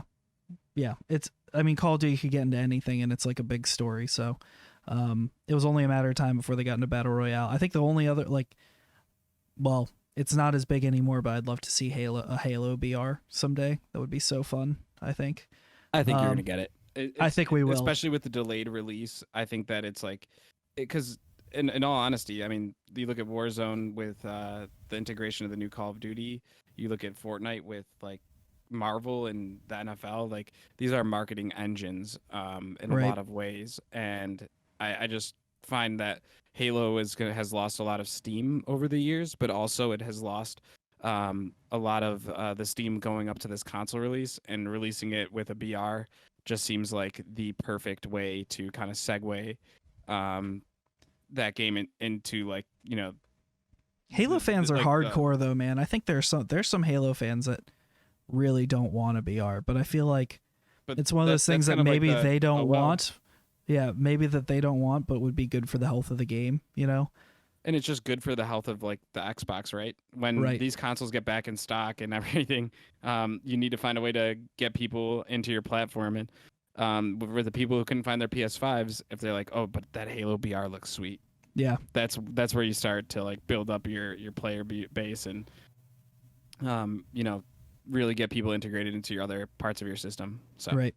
More to come on Halo in our 2021 preview next week.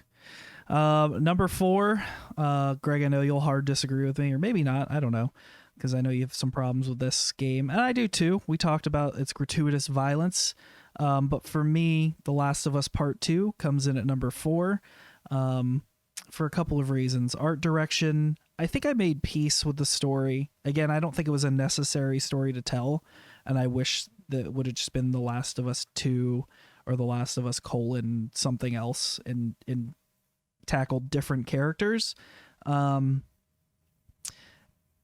I think this game's kind of gotten more backlash than maybe it deserves, from a strictly gaming perspective. Like, I don't want to reward studios putting developers under crunch. I know there was like some discussions of crunch coming out from Naughty Dog.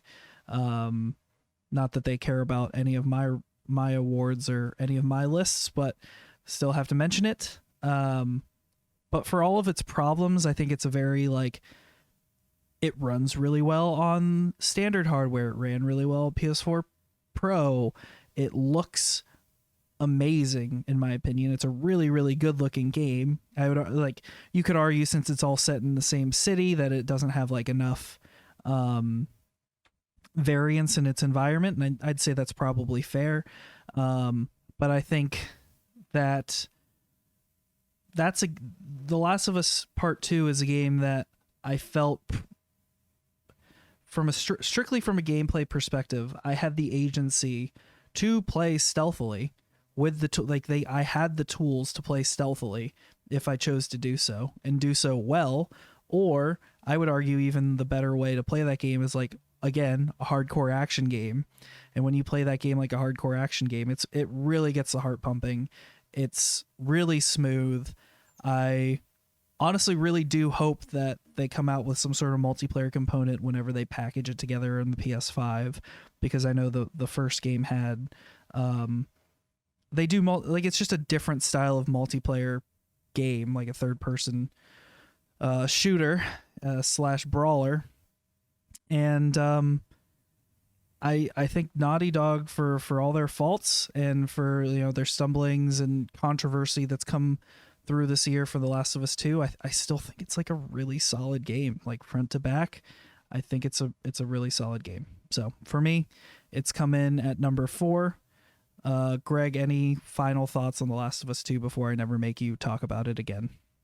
No, I kind of like that ending of me not having to talk about this game again. I think that's Okay, kind of that's fair. I think that's kind of the future of this game, though. I don't think that you're going to see the same pining for Last of Us 3, and for, you know, people like myself who were not a fan of this game. I think the reason that it was initially reacted to so poorly is not really the reason that I don't like it as much. I don't really have a problem with like some of the tropes within the game, but there's just like an overall feel to the game that, from a gameplay point, it just was very, very easy for me to glance by. I didn't really think it did anything new or different that made me feel any type of way. But I think that the way that this one resonates within the community, I don't think that you're going to see that much hype around the third installment of this series, if there is one, based on how this game left the players of it feeling. I just don't see it. Right. I think the people who wanted this game, over around 50% of them are not really looking to see the third title. Yeah, like I said, I was okay with The Last of Us 2. I think I would have been more likely to want a Last of Us 3, like I said, if they just left the characters alone. Like, I wish it was an anthology and not a series, you know? Like they do Fargo, the show Fargo, each season is its own story set in a different time. Just do that. Sure. You know, that would have been fine for me. Just leave Ellie and Joel alone. But I would have been fine even with this game if the gameplay was any different. It just felt like I played, with like some updated graphics. I guess it just felt like I feel like they made some pretty good improvements on the gameplay. But I get it though. It's like it doesn't make this like huge leap away from what it was. It is what it is. And it was a good It was a good 6-7 years in development past the first game, right? Mm-hmm. So that I don't know. I mean, look, before this game was released, it won awards. That's my personal opinion on the game. It was already decided, and they chose a storyline that was very in tune with the way of the world today, and they got rewarded for it. Yeah, I guess so. I mean, I think some of that criticism is fair, but I think it's also, I don't know. I think it's an okay game. I'll just leave it at that. I think it's an all right game. I think it's okay to take issue with what they did with it. But for me, at least, it's number 4 on my list for Game of the Year. Definitely deserving of being within this list. Not right. That's for nothing. If this were your list, Greg, I imagine like maybe this would be 10 and maybe Ghost would be 4 or higher. Right. Yeah, it's hard for me to say because there's also a limited amount of games that I've actually fully played through, and I felt we discussed about this prior to the pod, but I feel somewhat unqualified to fully make this list because the amount of omissions that I would have would just be too much for me to be like doing more than parroting the thoughts and opinions of others, and also to give credit to those developers that deserve it. It just wouldn't be right for me. Like, for instance, you might see this list and be like, where's Doom Eternal? And that's a great question. But I don't think I haven't played it. I don't think you've played it, and that's nothing wrong with the game. I think I would have too many oversights like that where I don't feel qualified to make this list. So, although Last of Us 2 is one game that I think there's only one or two games on this list that I haven't played, Immortals and Astro. But at the same point, this game for me, when we talk about Assassin's Creed Valhalla and Odyssey, it's easy for us to sit here and say like, well, Odyssey was just more beautiful. Although I do like the way that looting works in Valhalla better. Mhm. Like we can see some progression within what made the game better in Valhalla, but there was also things that just the setting might have just been the big difference between those two games. And had Valhalla been set in Odyssey, I probably would be way more Oh man, excited to boot that game back up. imagine how that game Um, could have looked like. right. If Right. those two games were reversed with the new way that loot works and it's just less tedious, my goodness, totally different story. Right. Last of Us 2, for my opinion, I mean, this is a late cycle release on the PS4, and this is where like, Ghost of Tsushima, sure, the game didn't revolutionize open world games, but it is one of the best open world games to ever come out on the PS4, which is one of the best consoles set of releases we've ever seen. And it really, although did it expand on it? No, but it perfected it. I just don't see how. For me, my problem with Last of Us was I don't really see what it did that really made me be like, wow, this is what like the end goal of a PS4 game should have been. Oh man, It felt too much like it could I have have a been on hard PS3. disagree with you there, but I'm again, not we saying don't have to graphically. I'm talk just more saying about like it. in terms of like the depth of gameplay, it just felt like a PS3 game with PS4 I looks. feel the exact opposite about Ghost and Last of Us Part 2, but we can debate that Fair, another day, fair. I think. Hey, it's your list. Right. I'm here to be, I guess, a little bit of an advocate to that, but No, I mean that's again to your But I'm opinion. It's excited just for the last three on here because these ones I'm you feel strongly solid about. gold on how you have these games spelled out. Great. So let's get to it before we get into an argument. No, I'm just kidding. Because I was right. Anyway, so no, I'm just kidding, Greg. For the record, so just before anyone, if you're not listening to this or watching this, You can check out the after show on Matza Radio. Rice. Matza kidding. Radio. I love it. Okay, number 3. A game that folks have heard me talk about ad nauseum. And I almost wish I didn't show you this list, Greg. I wish I would have made you guess what my top 3 were. But number 3 coming in from Riot Games, Valorant. Valorant, man, I feel like I'm writing an essay and I'm one word in and I don't know what to say. But it just took. I love Counter-Strike. I love tactical shooters. I love Siege in the past. I actually booted up Siege on my PS5. It looks great. I'm terrible at it again. But there aren't a lot of I talked about my need for junk food games. Valorant is the antithesis of that. I often have a hard time focusing on just any one thing, like even playing a Valhalla or like Immortals or even Astro's Playroom. Sometimes I'll have a football game on, or like I'll be listening to a podcast, or with Persona I could even watch a show. Like I said with Hearthstone, I'll watch a TV show. I enjoy Valorant, I enjoy Counter-Strike, I enjoy like competitive shooters like that because it commands all of my attention. Like it is physical, like technical in the way like you need to be precise with your aim and your mechanics, but you also can succeed. Like you don't have to be the best aimer, you won't be like a pro, but you can get by also by being a really smart player, by understanding how movement works in the game, how like map control works in the game, like who's left and what like abilities they might be using, knowing how previous rounds went and like reading in how a player might play because he played a previous round aggressively, they might do it again this round, that kind of stuff. Understanding like what weapons they can afford and like how that might set you up for success or failure. Who's playing on what site or what positions they're holding is going to inform like where you might want to take a push or what you can punish. Like all of those thoughts constantly running through my head while I'm playing this game. Like when it all goes right, and even sometimes when it goes wrong, but it's a really good effort, that feeling, that like feedback loop of reward is so nice. Like it feels so good that Valorant is probably here to stay, I would imagine. Considering the death of like Counter-Strike in North America, at least. There are a lot of pros jumping over to Valorant because of their similarities and their mechanics from a shooting perspective, at least.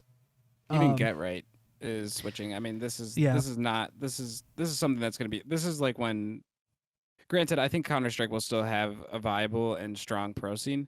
Yeah. But this is more akin to like when Go came out after Source, and you saw 1.6 Pro switch. Like we won't know the ripple effect for another year of what Valorant competitive looks like. Like right now, the early adopters, great for you. You're probably not going to be on the team for very long. Right.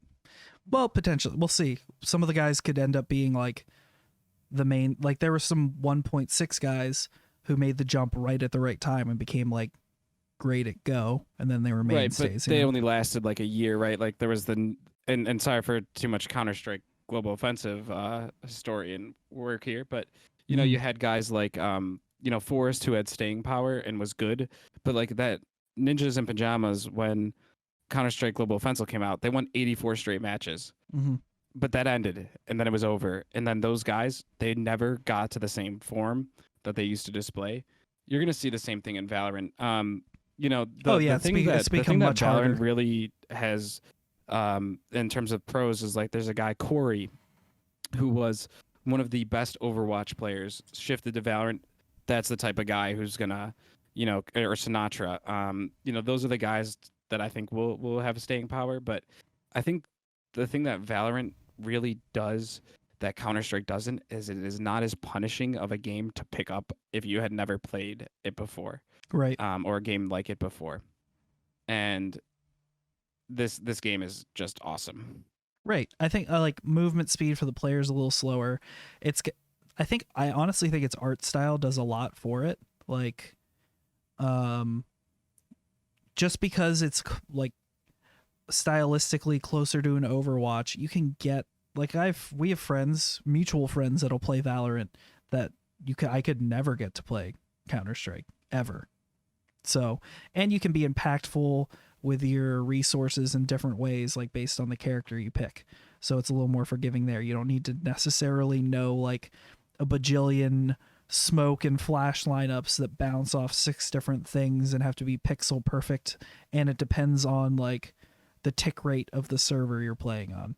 So like all of those packaged together makes for a much more approachable game. No, go ahead, Greg. Yeah, I was going to say also, and speaking of approachable, one thing that it really does that Counter-Strike really falters with is that it's not just approachable in terms of like new player experience, things like that. The game doesn't have that same vibe of being mean from an esports side, which I know is not everyone's, thing that they look for, but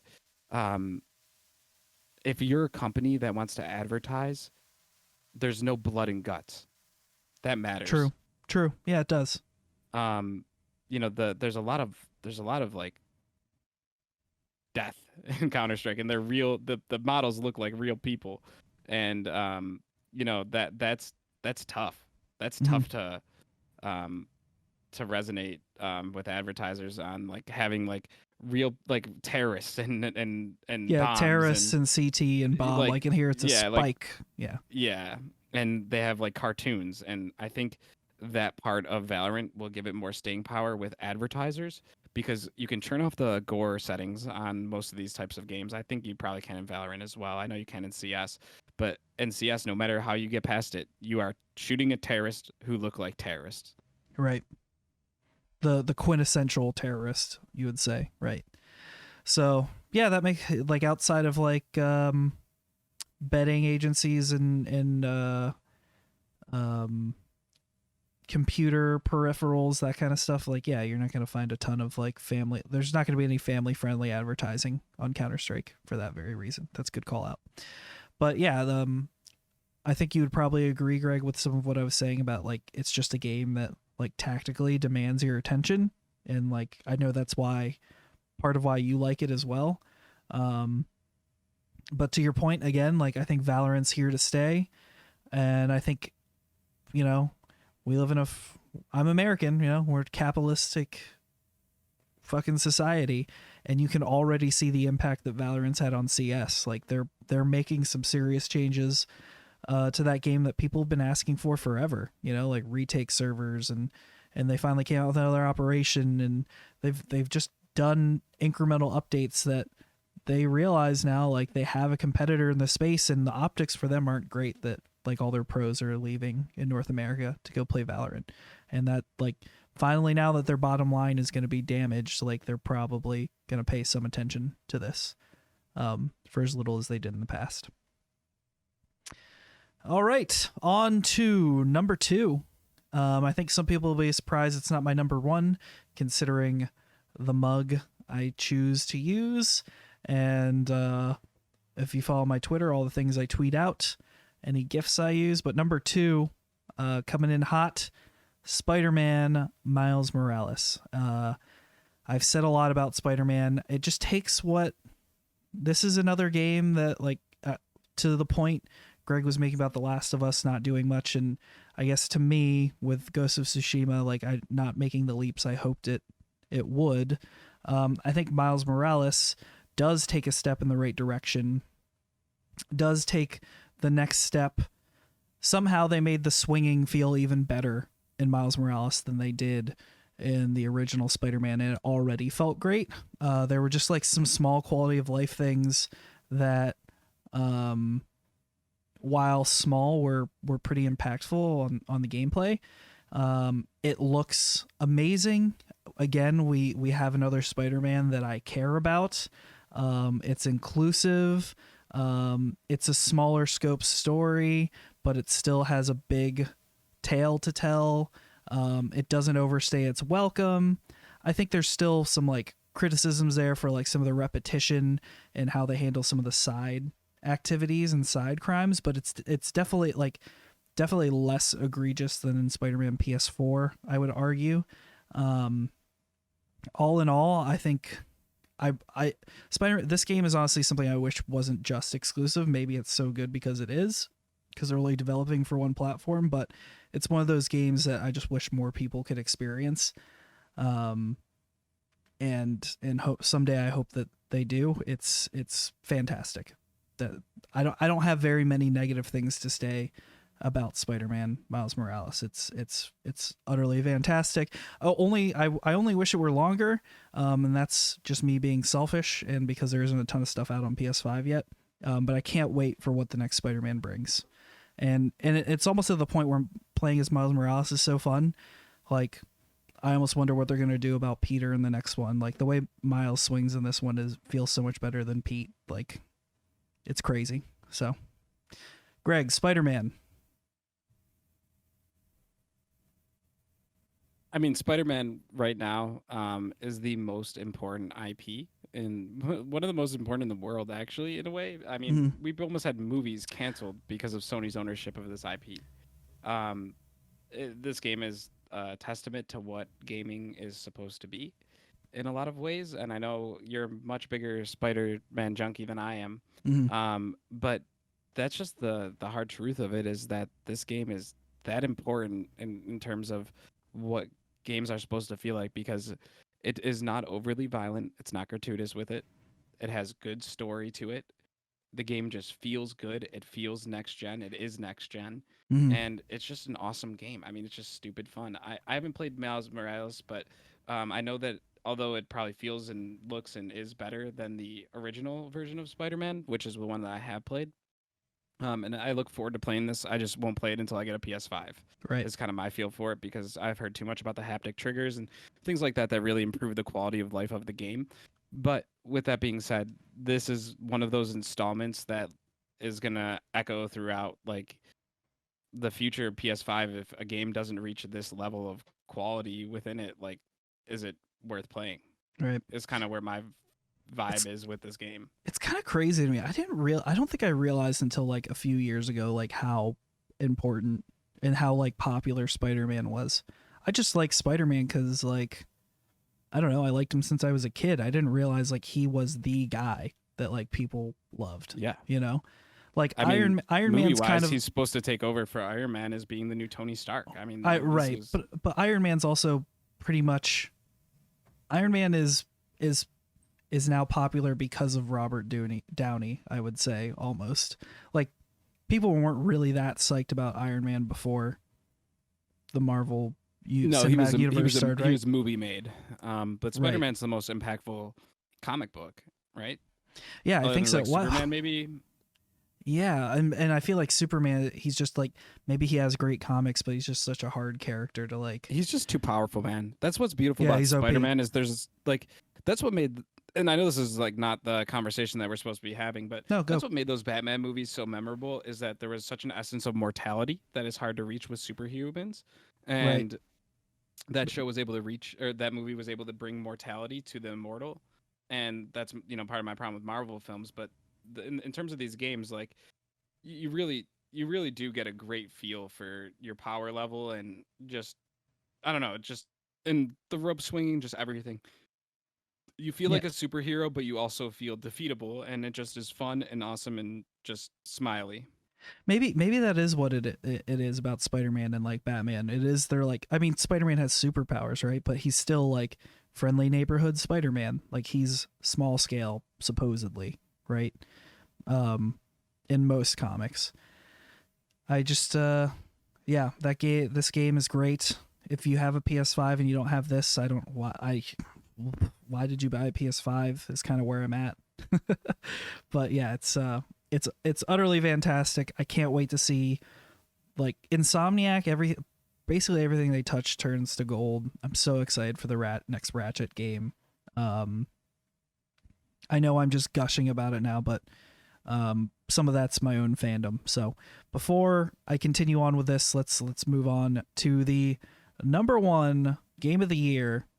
I don't think it'll surprise a ton of folks since I haven't mentioned it yet, but I have talked about it in weeks past. Number one of the year is made by Supergiant Games, and it is Hades. Hades is it's another game that I struggle to find fault with. To be fair, it's like a game that's totally like right up my alley. I love rogue type games. It's a game that demands my attention. It's a game where the progression is gated behind like skill and playtime, but also like it drips at such a rate that is rewarding still. And not only that, like I would almost say it's rogue light rather than like strictly rogue. But the story is really what like it's the first time there's been like a really rogue type game that's driven forward with the story. And honestly, like the way they like mixed like each rogue game, you look at your Dead Cells, you look at your Binding of Isaacs, you look at Rogue Legacy, like they find a way to make the mechanic of dying and replaying makes sense from a story perspective. But in Hades, like they really nail that dying is not the end of the game for you. It's progressing the story forward. And almost like sometimes I would do runs where before I bury the lead, it's a rogue game. It's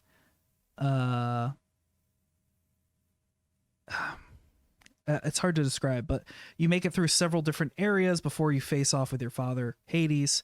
But like every time, like there were some runs where I would grab power ups that I wouldn't normally grab just to test stuff out because I didn't care that if I died at all because I knew the story would progress like that much more. And sometimes I would even try to die faster because I wanted to progress some of the story. The voice acting, top notch, as all Supergiant games have great voice acting and again great music.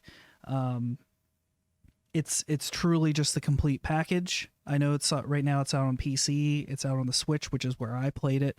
It's a perfect Switch game. Part of why I enjoyed playing it.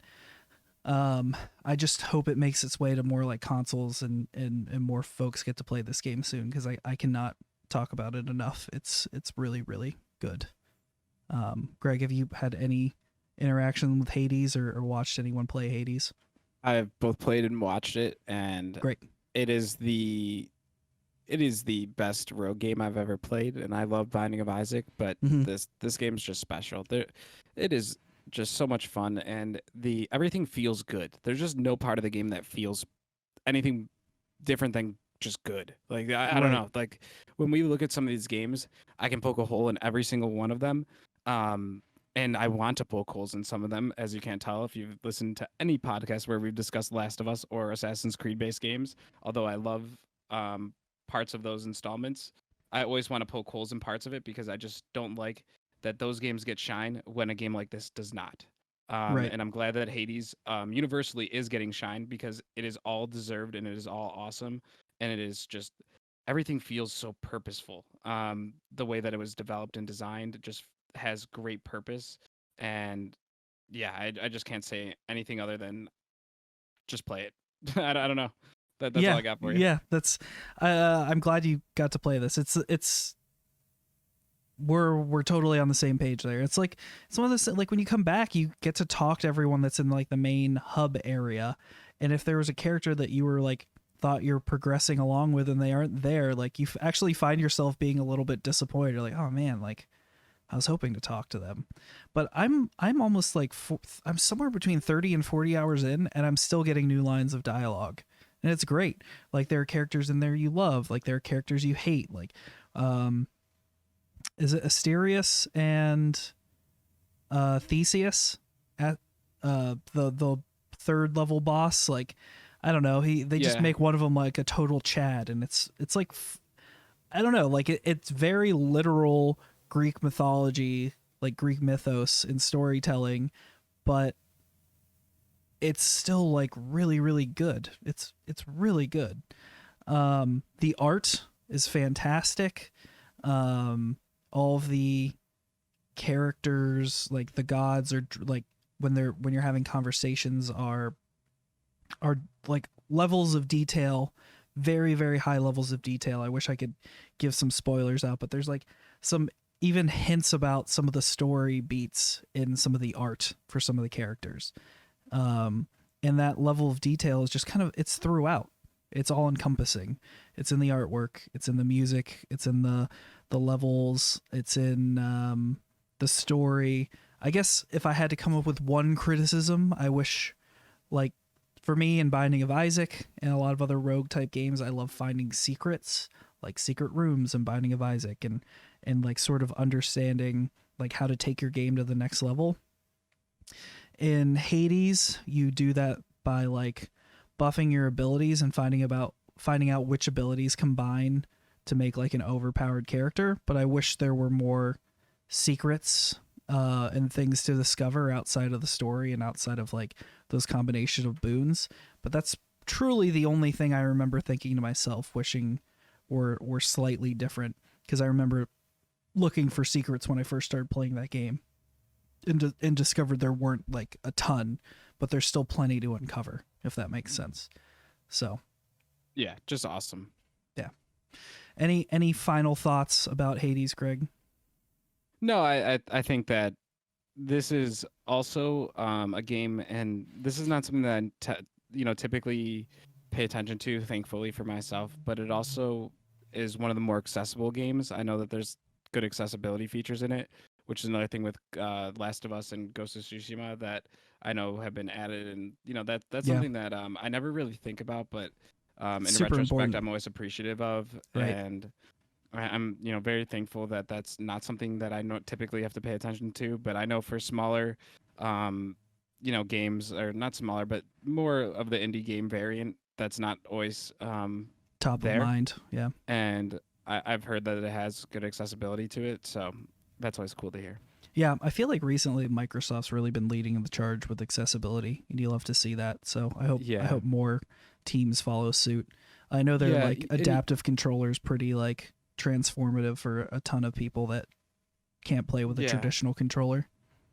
yeah, and that's something that I'm not very well versed on, but I'm always appreciative of hearing that studios are paying attention to those type of things. And I know that there's a lot of things left on the table within that as well that aren't done as well as they could be, and that's always kind of disheartening because I know it's not always a huge part of the player base, but it's a very important one because I mean for us, gaming, maybe um isn't our only avenue of fun or whatever, and it's not for for a lot of folks that isn't it, but Hmm. it's something that everyone deserves to be able to play and enjoy. And I always am happy Exactly. to hear about companies and that don't have to do that, or maybe don't always have the means to do that, doing that is pretty awesome. Exactly. Again, honorable mentions, we got Animal Crossing New Horizon and Flight Sim. Then counting down: 10, Ghost of Tsushima; 9, Immortals Phoenix Rising; 8, Astro's Playroom; 7, Assassin's Creed Valhalla; 6, Fall Guys; 5, Call of Duty Warzone; 4, The Last of Us Part 2; 3, Valorant; number 2, Spider-Man Miles Morales; and coming in at Game of the Year for Bread Radio, at least me, Bread, is Hades. Again, these opinions are my own, but if you would like to discuss those, feel free to write in breadradiolive@gmail.com. I wish I had time to play every single game that came out in 2020. These are the games that I was able to play and how I felt about them. I don't Let's know, add man. one to the list real Yeah. quickly, and this Yeah. is an unfinished one, but Cyberpunk. I think that the future is. I think that game will, if I have any say in it, will be on hopefully be on our 2021 list. But Mhm. if you're looking at this list and you don't see that game here, we have, at least I can speak for myself, but we haven't given up on that game. We're just not going to rate it this year. So Yeah, I think I think that I that's a f- game I that feel like we the will see launch on in our next year 2020 list, just is like my hope, is right. that we'll see it on our next year list. But I think that like, I don't know how you feel about this, but I think maybe that game can be a part of our 2021 reviews, because we haven't gotten to enjoy that game yet due Yeah, to I think hardware or whatever else you want to call it. But when right. that game is, maybe in May, that game is what it should be or where it should have been, or maybe it's just the zeitgeist took over our some of our thoughts on it, and maybe we get a better shot at it next year. Yeah, I think for me, I want to play Cyberpunk on console, so like I just could not play it in its current state. So I think it's probably fair to say at this point that it probably shouldn't have come out in console in 2020, maybe at all in 2020. So when we get to those discussions next year, without looking too far ahead, I don't think I'd have a problem with putting Cyberpunk in the discussion. Just in its current state, it doesn't come close to my top 10. And we need some more time with it.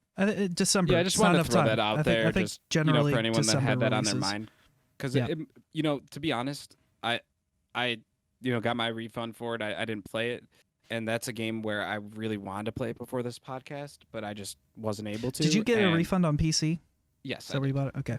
Yeah. I requested one through the PS4 page they sent out, and I still Did you haven't do it gotten before it. the 21st?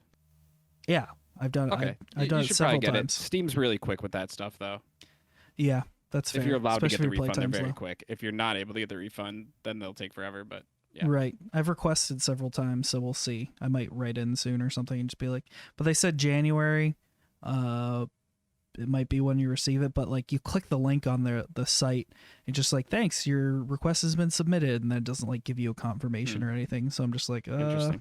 just don't want to get screwed when I write in next month and they're like, what are you talking about? But whatever. I mean, it's a game I'll eventually own on the PS5 anyway, so I guess I'm not that worried about it. Anyway, that's my Game of the Year list, and I'm kind of sticking to it until I play some more Ghosts of Tsushima. But again, if you have any other opinions, corrections, want to talk about pretzels, you can write to breadradiolive@gmail.com. You can support directly by buying merch at breadradio.live or supporting with a monthly subscription on patreon.com/breadradio. But again, the best thing you can do is tell a friend about the show. Really do appreciate it. I don't know. It's been, what a year, man. I did not expect this entire podcast to exist within a pandemic, but here we are, and it seems like we're still hopefully just a few short months away from returning. Can I throw you to... off for a second? Yeah, go ahead. Anything that you want to talk about for looking forward to? Maybe a quick, not looking forward to games, but looking forward to on the pod, maybe a little podcast resolution bit real quick. Well, or do you want to say that for the next week? Yeah, let's say that. I think next on our preview show next week, we're going to talk about some of the state of Bread Radio and State of the Union. State of the Union for Bread Radio, and then games we're looking forward to as well. I think 2021 is going to be a pretty interesting year in games. Oh my god, dude, we could have a toast. Yeah, we'll have a toast. during our State of the Union. But there's definitely like hopefully like we're on an upward trajectory. We've had some record listens. Kind of where I was headed was December was the best year for Bread Radio since rebooting. So in no small part to everyone's support here. Like, thanks a bunch for everyone tweeting at me and giving words of encouragement and engaging on Facebook and even just listening. Like, it doesn't matter if I hope there's someone out there I don't know at all that's just listening to this show. That's amazing to me that's just happening. Also, thanks to you, Greg, for jumping on the show and joining in. Like, it's really great to just have someone to bounce ideas off of. And I think you're going to be a big part of 2021 and why this show gets better. But of course, it starts with all of you guys, the listeners out there. Really do appreciate it. December, again, biggest year for Bread Radio, and I'm hoping to just like incrementally every month be able to say that. Like, I'd love to say in January 2021, man, best year for Bread Radio, you know?